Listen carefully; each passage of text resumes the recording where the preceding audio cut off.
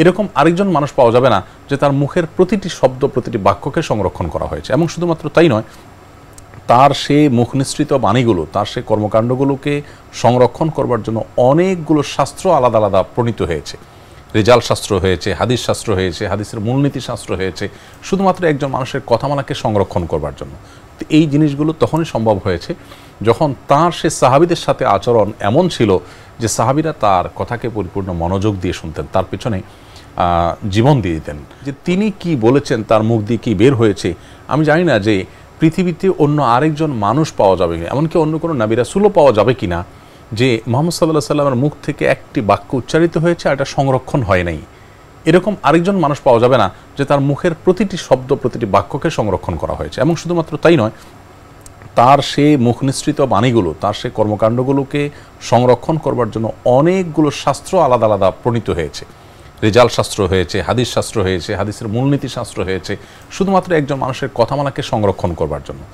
এই জিনিসগুলো তখনই সম্ভব হয়েছে যখন তার সে সাহাবীদের সাথে আচরণ এমন ছিল যে সাহাবীরা তার কথাকে পরিপূর্ণ মনোযোগ দিয়ে শুনতেন, তার পেছনে জীবন দিয়ে দিতেন। কোন একজন কবি সম্ভবত বলেছিলেন যে কোরবান করে দিব জীবন যারে, এই ভুবনে কে আর আছে রে আপন। ঠিক সাহাবীদের ভাষ্যই এরকম ছিল যে নবী করিম সাল্লাল্লাহু আলাইহি ওয়াসাল্লাম ছাড়া কার পেছনে কোরবান তারা করে দিবেন। তিনি তার সাহাবীদের সাথে আচরণ কেমন করতেন এই সম্পর্কে কথা বলে আসলে শেষ করা কঠিন। আমরা টুকরো টুকরো কয়েকটা চিত্র তুলে ধরার চেষ্টা করতে পারি। নবী করিম সাল্লাল্লাহু আলাইহি ওয়াসাল্লাম সচরাচর কারোর সাথে যখন কথা বলতেন তখন তার সাথে পরিপূর্ণ মনোযোগ দিয়ে কথা বলতেন। এটি ছিল তার চরিত্রের একটা গুরুত্বপূর্ণ দিক এবং এটি কমন একটি বিষয় ছিল, অর্থাৎ সব সময় তিনি এই বিষয়টি মাথায় রেখে কথা বলতেন।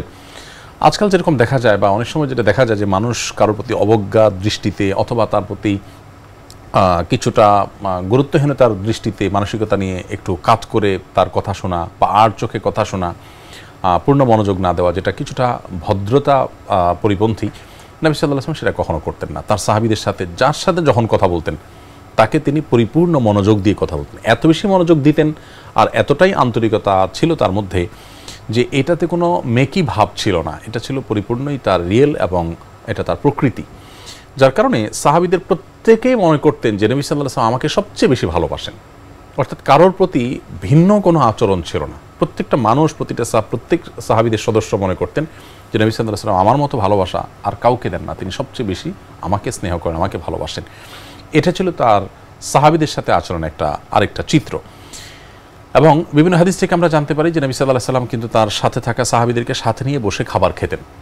সাধারণত আমাদের আজকাল যেটাকে আমরা প্রটোকল বলি অথবা আপনার ক্লাস মেইনটেইন বলি, নানা রকমের শব্দ দিয়ে আমরা যে বিভাজন করি যে কে কার সাথে বসবে, কে কার পাশে বসবে, নবী সাল্লাল্লাহু আলাইহি ওয়াসাল্লামের পাশে বসার জন্য কোনো যোগ্যতার প্রয়োজন হতো না, যেই কোনো সাহাবী তার পাশে দাঁড়াতে পারত। এবং তিনি যিনি আগে আসতেন বসতেন, যিনি ডানে আসতেন ডানের সুবিধা, যিনি বামে বসতেন বামের সুবিধা, এবং বয়সও তারতম্য ছিল না। এবং অবাক করা বিষয় যে এই যে ৫ ওয়াক্ত সালাতের যে বিধান, তিনি এখানে কিন্তু আমাদেরকে এমন নির্দেশনা দিয়েছেন যে এখানে সবাই সমান থাকবে, কোনো প্রকার পার্থক্য ব্যবধান থাকবে না।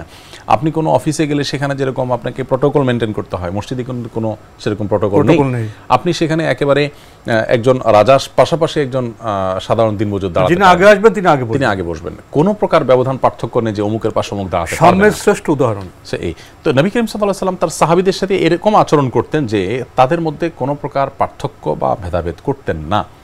আজকাল নীতিবাক্য তো আমরা অনেক শুনি, অনেক বলি, বিশেষ করে মানবাধিকারের কত চমৎকার চমৎকার বাক্য আমরা শুনতে পাই, কিন্তু নবী সাল্লাল্লাহু আলাইহি ওয়াসাল্লামের সময়ে সাহাবীদের মধ্যে এমন এক পরিবেশ তিনি করেছেন যে সাহাবীরা কেউ কিন্তু মোটেও অনুভব করতেন না যে নবী সাল্লাল্লাহু আলাইহি ওয়াসাল্লাম যা বলেছেন তা করেন তার মানে ভিন্ন কিছু।